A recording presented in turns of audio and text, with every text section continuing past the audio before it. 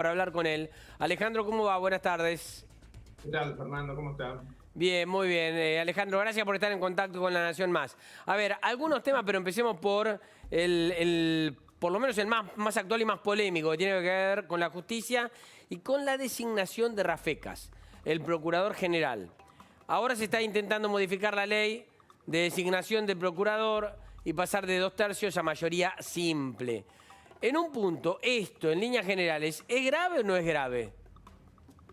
Es gravísimo. Que se cambie la ley más allá de Rafecas, ¿eh?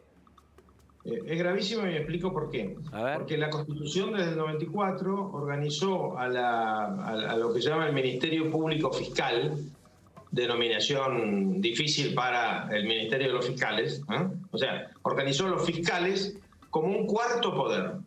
Pero se quedó a mitad de camino. Entonces, como se quedó a mitad de camino, la organización quedó en manos de la ley.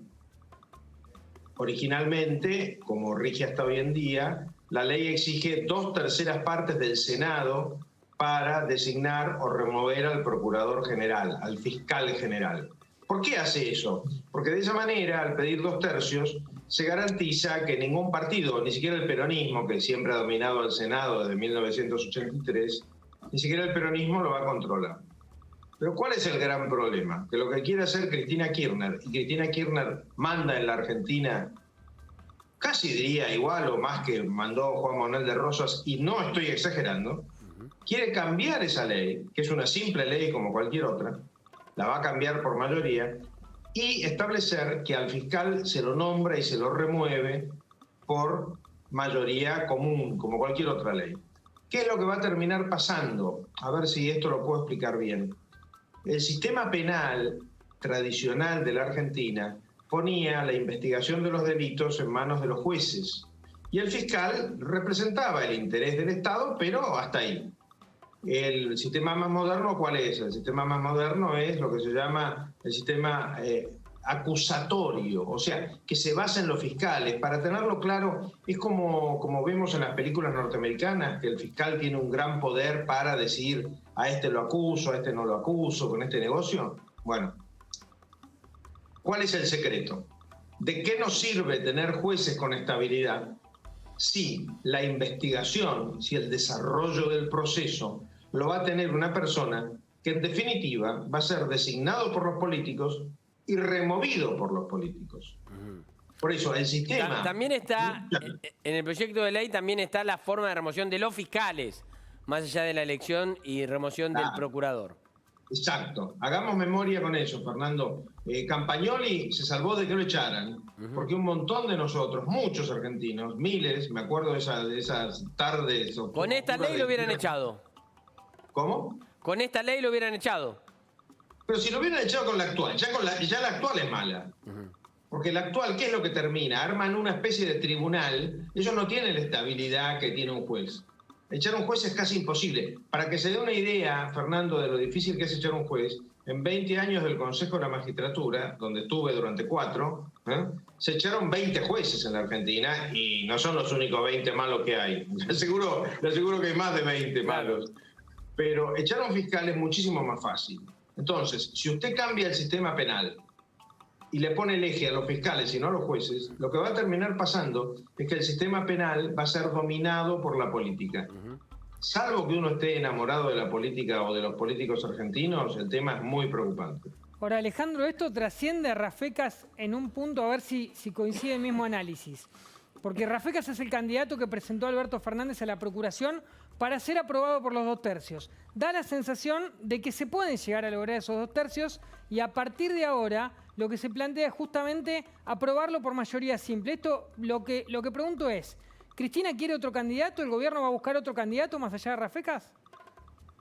Claro, ese es el gran problema. Usted es un hombre joven. ¿Y por qué meto el tema de ciudad en esto? Cuando uno diagrama estas leyes, que son leyes fundacionales, que son sistemas fundacionales para cualquier país, no puede pensar que se termina todo el tema en 10 años. Rafecas un buen día se jubilará, cambiará. Rafecas o al que se nombre ahora. Nosotros estamos hablando de un tema que es sustancial para el sistema democrático. Tan sustancial es que yo le voy a decir solamente un nombre. Odebrecht. Odebrecht.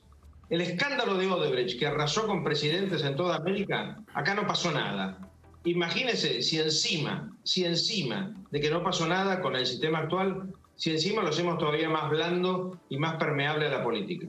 Digo, ve viable en ese sentido que, a ver, aparte Rafecas lo manifestó, él no quiere asumir, o al menos por ahora dicen que cambió de opinión, quizá, yo no lo escuché por lo menos, pero Rafecas lo que plantea es que él no quiere asumir si no es por los 2/3. Digo, ¿hay una posibilidad de que se busque algún candidato más vinculado al kirchnerismo, cree?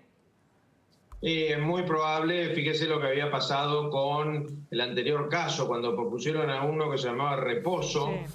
pero ni siquiera su currículum era cierto, retrocedieron, sacaron el kirchnerismo me refiero, ¿no? Sí. Sacaron a Reposo y pusieron a Gil Carbó, que tenía excelentes antecedentes, yo de hecho la conocí desde hace muchísimos años, y de repente se convirtió en una vocera del kirchnerismo. La clave de los fiscales, la clave de los jueces, es que no sean políticos. Sí. Uno puede tener sus ideas políticas, pero eso lo concreta el día que vota, no cada vez que se mueve.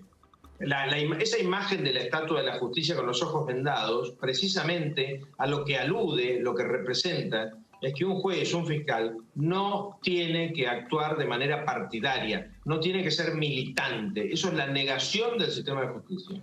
Ahora, si es con esta ley, sea Rafecas o quien sea, ¿llega condicionado? Absolutamente sí, clarísimamente. De hecho... Y es por eso que Rafecas no quiere asumir con esta ley. Claro. Pues yo me pongo en el lugar de Rafecas. Supongamos por un momento, olvidemos los temas ideológicos, olvidemos los antecedentes de cualquiera de nosotros, no importa. Dejemos la historia para los historiadores. ¿Alguno de nosotros asumiría con una ley en la que nos pueden nombrar fácil, pero también nos pueden sacar a patadas fácil? Bueno, ¿Qué dependencia tenemos? depende de la decisión que uno quiera tener, ¿no? Claro, pero ¿qué ocurre? Uno nunca sabe quién va a ganar la elección, porque no nos olvidemos que el kirchnerismo tiene la teoría que van a ganar siempre. No solo no ganaron siempre, sino que pueden volver a perder. Y cuando vuelvan a perder, ¿qué va a pasar con el próximo gobierno? Si hace las cosas igual que ellos, seguramente van a presionar a un fiscal nombrado por simple mayoría y lo van a echar. Ese es el antisistema. O sea, el sistema así no cierra. Y no cierra porque no queda independizado el sistema de fiscales, el sistema judicial, del sistema político. La idea de tener varios poderes, legislativo, ejecutivo, judicial y fiscal, es que se contrabalanceen, que ninguno pueda hacer lo que se le da la gana. Hoy en día en la Argentina hay una persona que hace lo que se le da la gana y eso no cierra. Fargosi, ¿qué opina de Rafecas en sí? Su desempeño como juez, digo, ¿tiene los atributos para ser procurador?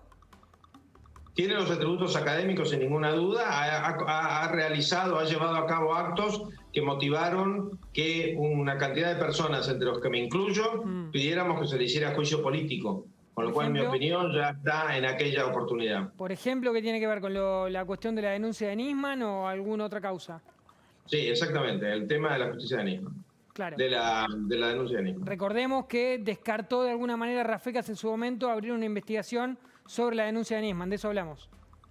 Sí, exactamente, y siempre hay que remarcar para que la gente entienda que esto no es una guerra, que no son opiniones personales. O sea, uno puede respetar personalmente a una persona, pero estar en total desacuerdo con su actitud política, con su decisión estratégica de manejar su vida, ¿no? Esto es normal. Por lo cual no se trata de la persona de Rafecas, se trata de analizar la historia de un señor que va a estar en su cargo el resto de su vida. Claro. Porque esto es muy importante que lo tengamos en cuenta. En la medida en que el procurador se mantiene en su cargo durante toda su vida, usted está creando una persona, está inventando una persona, una sola, que ni siquiera tiene que convencer a otros, como en la Corte, que de acá, como mínimo hasta que cumpla 75 años, va a tener el poder de decidir si a usted, a mí o a cualquiera de los que nos están escuchando le hace o no un juicio. Ahora, Alejandro, eso debería haber ocurrido con el primer procurador después de la reforma.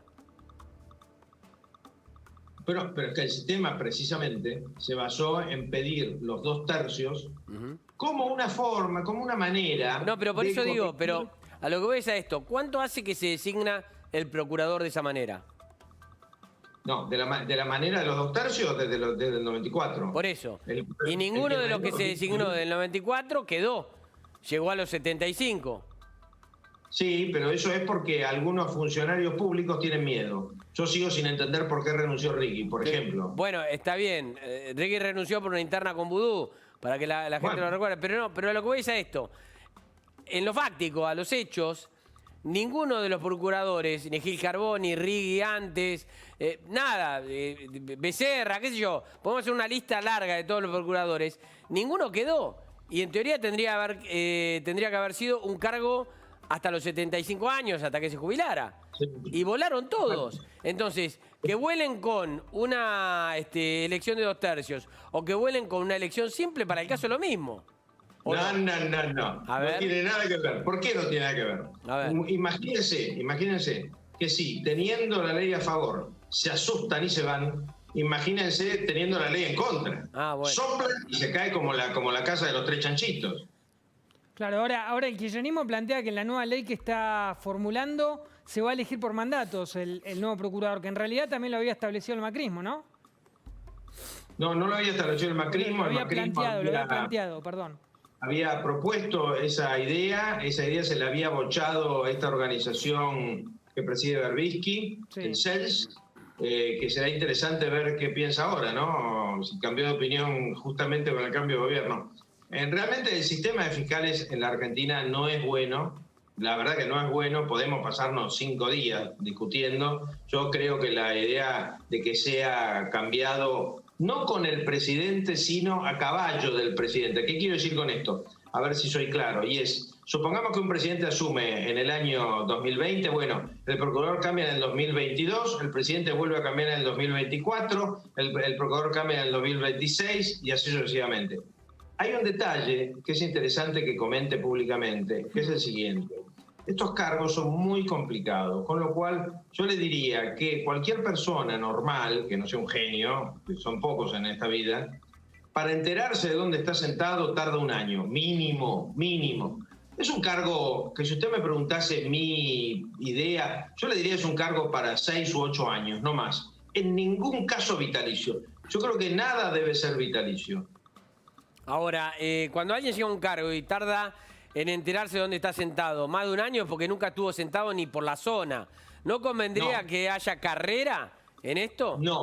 No, y le explico por qué. A ver. Le explico por qué no. Bueno, eso es, por supuesto, es opinable, ¿no? Sí. Hubo un famoso juez de la Corte Norteamericana que se llamaba Scalia, que murió hace 2 o 3 años, que él decía que esto de la carrera judicial, de la carrera fiscal es muy simpático, suena a que va a llegar gente con experiencia, pero tiene otro gran problema, tiene lo que los economistas llaman la externalidad negativa, o sea, el efecto negativo es que se convierten en burócratas, o sea, no conocen el mundo real, se pasan toda la vida trabajando en cargos públicos y después cuando tienen que decidir sobre hechos de la vida real no tienen la más remota idea, ni de cómo se paga un sueldo, ni de cómo se soluciona un problema, son casi le diría marcianos de la realidad. Ahora, estaba pensando con esto de no cambiar la ley para que el procurador tenga previsibilidad, ¿no? Y seguridad. Lo que hay que cambiar no es la mentalidad de la clase política, porque pasó con todos los gobiernos. Llegó el kirchnerismo, volaron al procurador que estaba. Llegó el macrismo, voló a la procuradora que estaba. Yo recuerdo el macrismo también metiendo presión para que se vaya Gil Carbó. No es que el macrismo llegó y dijo, bueno, no, que Gil Carbó se queda hasta los 75 años. Sí, es la segunda vez en el día que un periodista pareciera que leyó un artículo que mandé para publicar ayer, que es el siguiente, Fernando, y es, yo creo que lo que estamos viviendo es un cambio, no es una grieta, yo creo que no es una grieta, sino que es un cambio en la forma de vivir y de hacer la política. Yo creo que estamos viendo a resultas de las redes y de que todos nos enteramos del caso Abigail en el mismo momento en que sucedió, por poner ese ejemplo, en el que estamos viendo la vieja política, la política del entongue, la política de ese arreglo entre los políticos de distintos partidos, los sindicalistas, los empresarios prebendarios, etcétera, con una política mucho más ágil, mucho más preocupada por lo que le importa al ciudadano. Y en ese aspecto es natural que uno se escape de estas decisiones eternas. Elegí un procurador y se queda para siempre. Estamos todos locos, una locura. Usted piense, le recuerdo, no le cuento. Le recuerdo, Fernando, aquel candidato de Cristina Kirchner que ahora está de embajador en el Vaticano, que tenía 30 y pico de años para la corte. Sí, me acuerdo. Carles.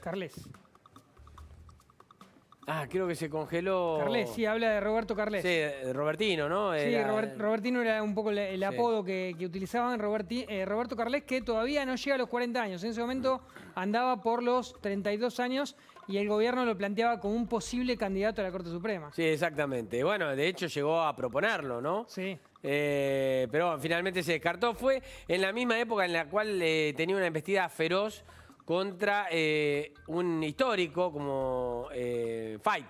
Así es, era esa En la etapa misma todavía época. el final del mandato de Fight. A ver, ¿está de vuelta Alejandro Fargosi? Estoy. Alejandro, estabas cerrando y hablabas de Carles. Sí, exactamente. Hablaba de Carles. Ningún cargo debe ser eterno. Yo creo que por definición el poder corrompe y el poder absoluto corrompe absolutamente. No es una frase mía, es una frase que tiene autor que ya me lo olvidé, pero bueno. Pero lo cierto es que el poder de la República tiene que ser repartido de una manera mucho más ecuánime. No puede una persona llegar a esos cargos y quedarse para siempre. Es buena la renovación. Bien. Una renovación lógica. Supongamos una reelección, por decir algo. Alejandro. Bueno, todo eso se puede hacer. No estamos hablando de nada que no sea una cosa que se hace en otros países del mundo. Tenemos que copiar a lo que les va bien, nada más. Fargosi, imaginemos de alguna manera que estamos estableciendo o podemos pensar quiénes son los candidatos, como elegimos a veces para técnico de la selección, quiénes son los candidatos más idóneos para la procuración. Digo, usted, más allá de Rafecas, ¿a quiénes ve como posibles candidatos interesantes o perfiles atractivos para la procuración? Ni pienso dar un nombre. Está bien. Ni pienso, ¿eh? Está bien, digo, pero por Pero digo ejemplo, ustedes. Eduardo Casal, que hoy es interino, ¿podría ser un buen candidato en caso de que se lo confirme, por ejemplo? Es un excelente procurador que no hay por qué sacar. Pero es interino. No, Pero es un excelente procurador, Sí. exactamente. Es un buen ejemplo. Es un buen ejemplo y usted es un mejor periodista que me pone que me pone esa pregunta clarísima y es, Casal es una persona que no encuentra un motivo para sacarlo. Claro. Realmente no pertenece a ningún partido, no tiene actividad, no tiene parcialidad. Por una vez que encontramos a alguien equilibrado, ¿para qué queremos sacarlo? Quizás el tema del interinato, ¿no? Que empezó a partir de la salida de Gil Carbó. Quizás ese es el punto que se cuestiona sobre Casal. Sí, pero si por el interinato fuese, el tema es otro. Yo creo que el gran problema de Casal, como de tantas otras personas, abogados, periodistas, médicos, etcétera, es que es una persona equilibrada que no le vendió su alma a nadie.